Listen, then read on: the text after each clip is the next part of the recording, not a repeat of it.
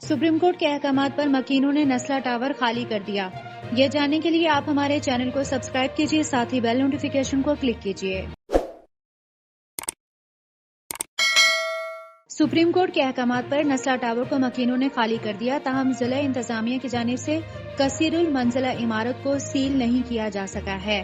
ذرائع کے مطابق سپریم کورٹ کے احکامات پر نسلا ٹاور کو خالی کر دیا گیا۔ نسلا ٹاور 95% خالی ہو چکا ہے، تاہم بیرون ملک مقیم کچھ خاندانوں کا سامان تاحال فلیٹوں میں موجود ہے۔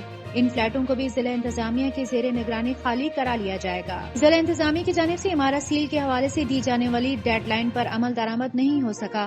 ضلع انتظامیہ نے نہ تو کثیر المنزلہ عمارت کو سیل کیا اور نہ ہی اس کو توڑنے کے حوالے سے کمیٹی نے کوئی حکمت عملی تیار کی ہے۔ کنٹرول بلاسٹنگ کے ذریعے عمارت کے گرانے کے حوالے سے مشاورت کا سلسلہ جاری ہے۔